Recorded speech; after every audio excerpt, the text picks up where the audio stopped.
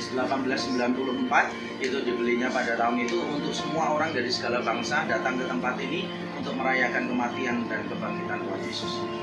It is a non-Golgotha. Ya, sebagaimana disebutkan di dalam kitab suci, Kristus disalibkan di sebuah tempat yang disebut dengan nama Golgotha. In Aramaic, Golgotha means skull. Iya. Jadi di dalam bahasa Aramik itu Golgotha itu artinya tengkorak. We get the term Calvary from the Latin word for skull, which is Calvaria. Ya, jadi kita mendapatkan kata lain, misalnya Calvary, itu berasal dari bahasa Latin untuk kata yang sama, yaitu tengkorak. Dosa adalah maut. But the gift of God is eternal life through Jesus Christ. Tetapi kasih karunia Allah adalah kehidupan kekal di dalam Kristus Yesus. The Bible says all of us have sinned. Alkitab mengatakan kita semua telah berbuat dosa. And that without the shedding of blood, there's no forgiveness for sin. Dan tanpa penumpahan darah tidak mungkin ada pengampunan atas dosa-dosa. In the Old Testament, the Israelites shed the blood of animals. Di dalam zaman perjanjian lama, bangsa Israel itu menumpahkan darah binatang To cover the sins that they committed during the past year. untuk menutupi semua dosa yang sudah mereka lakukan di tahun-tahun sebelumnya. But they had to do that year after year. Tetapi mereka harus melakukan itu tahun demi tahun. The scripture says that Christ died once for all. Kitab suci mengatakan bahwa Kristus hanya mati sekali untuk selamanya. And the blood that he shed doesn't cover our sins, it removes our sins. Ya, dan darah yang dia tumpahkan bukan hanya menutupi, tetapi menghapuskan seluruh dosa kita. When we place our trust in him, Ketika kita meletakkan percaya kita kepada Dia, God sent Jesus to be a ransom for us. Allah mengutus Yesus sebagai tebusan bagi kita. Today, if someone is kidnapped, someone has to pay a ransom to get them back. Pada zaman sekarang ini kalau ada seseorang yang diculik, maka orang lain harus membayarkan tebusannya untuk mendapatkan kembali orang yang diculik itu. Jesus paid our ransom Yesus telah membayar tebusan kita, so that we could be restored to fellowship with God, sehingga kita dapat dipulihkan kepada persekutuan dengan Allah.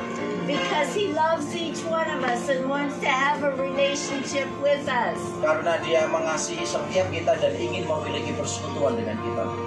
This is the message that we preach here at the garden too. Itu adalah pesan yang kita khotbahkan di sini di dalam Garden Tour. Tempat sekarang yang ada bus parkir. Jadi di situ ada kelihatan lubang pertama sebelah kiri, di sebelah kanan itu ada lubang lagi. Jadi kalau dipandang dari bus-bus sana itu jelas seperti tengkorak dan di bawahnya ada seperti ini. Ya, ini ada dia. Ya, sedikit tengkorak.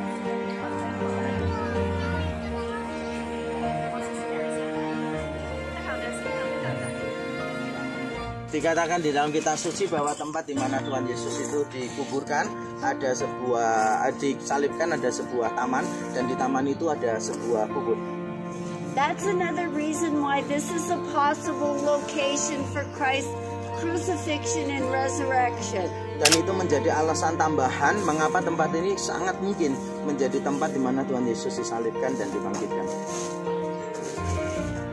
Because everything is very close to each other. Karena segala sesuatu, poin tadi sangat dekat sekali ya. Ada bukit tengkorak, ada garden, ada taman, ada kubur. Tuhan Yesus itu disalibkan pada hari Jumat sebelum Paskah. And the scriptures say that he gave up his life around the 9th hour, which would have been 3 o'clock in the afternoon. Dan kitab suci juga mengatakan bahwa Tuhan Yesus itu mati pada jam yang ke-9. Dalam hitungan orang Yahudi itu dihitung sama dengan jam 3 sore. The Jewish people would have wanted to get his body down from the cross and buried before sundown, before Passover began. Dan orang-orang Yahudi akan sangat ingin supaya tubuhnya itu, mayatnya itu diturunkan sebelum sore. The scriptures say that Joseph of Arimathea, a wealthy man, took courage and went to Pontius Pilate. Dan kitab suci juga mencatat ada seorang bernama Yusuf dari Arimathea yang dengan berani kemudian mendatangi Pontius Pilatus untuk meminta And asked for permission to take take down from the cross the body of Jesus. Dan minta izin untuk menurunkan mayat Tuhan Yesus itu dari salib. It was important that he asked for permission. Dan ini sangat penting bagi Yusuf Arimatea untuk minta izin kepada Pontius Pilatus. Because under Roman law, victims of crucifixion were considered property of the Roman Empire. Karena menurut hukum Roma, siapa saja yang disalibkan itu dianggap sebagai milik dari Kekaisaran Roma. And you did not touch property of the Roman Empire without permission. Dan saudara tidak boleh menyentuh, memegang apa yang menjadi milik Kekaisaran Romawi tanpa izin. Also, victims of crucifixion were not given a proper burial. Dan juga orang-orang yang disalibkan itu tidak akan mendapatkan pemakaman yang layak. Their bodies were taken from the cross and thrown on the garbage heap. Dan itu mayatnya itu biasanya diturunkan dari salib dan dibuang begitu saja. Joseph of Arimathea and Nicodemus were members of the Jewish Sanhedrin. Dan Yusuf Arimatea dan Nikodemus adalah anggota dari Sanhedrin, bahasa Indonesia Mahkamah Agama. But they had not given their consent for Jesus to be crucified. Ya, tapi sekarang mereka dulu setuju bahwa Tuhan Yesus itu untuk disalibkan. And Joseph of Arimathea said that he had a tomb that Jesus could use where no man had ever been laid. Dan Yusuf Arimatea berkata bahwa dia memiliki sebuah kubur yang masih baru, tidak ada orang yang pernah dibaringkan di dalam kubur itu. It's a good probability that this was a garden at the time of Christ. Dan ada sangat kemungkinan dia menggali terus untuk mencari air, tadi pada akhirnya dia menemukan kubur itu. This is what it looked like after it was excavated. Nah, ini gambarnya keadaannya setelah digali. Ini setelah digali keadaannya seperti ini. Sebelumnya kan penuh tanah ya, tertimbun tanah. The tomb is very much like this picture. Ya, kuburnya itu persis seperti ini ya. Sangat mirip dengan gambar ini. It has two chambers. Ada dua ruangan. This is called the antechamber. Ya, ini satu yang namanya antechamber, ya, ruangan. And this is the burial chamber. Nah, ini pemakamannya, persemayamannya.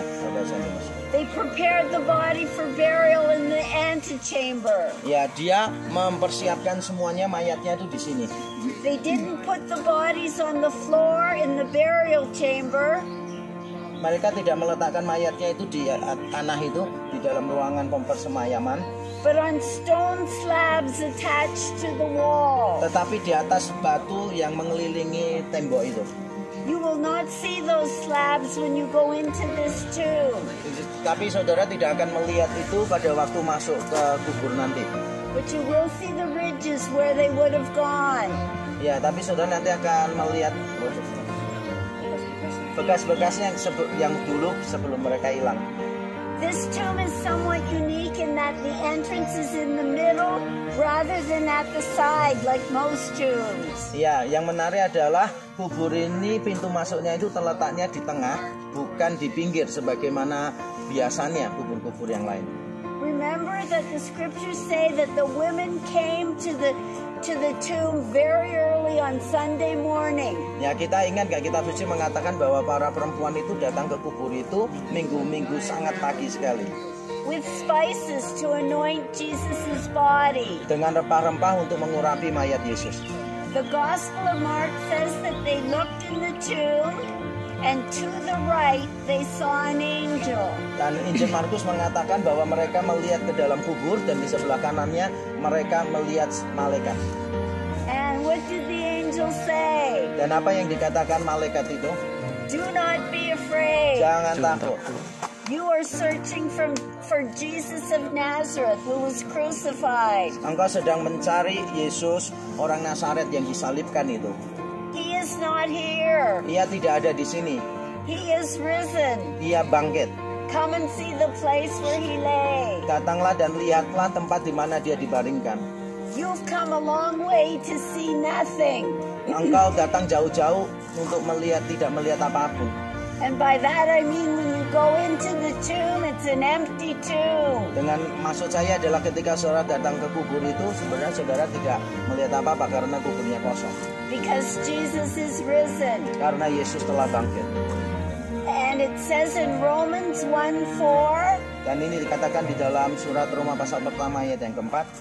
Jesus Christ declared with power to be the Son of God Tuhan Yesus telah dinyatakan oleh kuasa sebagai anak Allah by the resurrection from the dead. melalui kebangkitan dari antara orang-orang mati. The fact that God raised Jesus from the dead Fakta bahwa Allah telah membangkitkan Yesus dari antara orang mati is verification that God accepted the sacrifice of His Son menunjukkan bahwa Allah itu menerima korban yang diberikan oleh anaknya, yaitu Yesus Kristus, to atone for all our sin. untuk menebus semua dosa kita. This is good news. Ini adalah kabar baik. Amen. Amin. I am going to tell you now about going into the tomb. Sekarang saya akan memberitahu kepada saudara tentang masuk ke dalam kuburnya. 7 people maximum in the tomb at a time. Jadi maksimal itu 7 orang di dalam kubur itu, satu giliran 7 orang. Very tall. Ya, jadi ketinggian dari pintu masuknya itu juga nggak seberapa tinggi, pendek. Watch your head because there's a part that jags down. Ya, jadi hati-hati dengan kepala saudara karena ada beberapa bagian itu rendah sekali ya. Now we'll go to the tomb. Dan sekarang kita akan pergi ke kubur itu.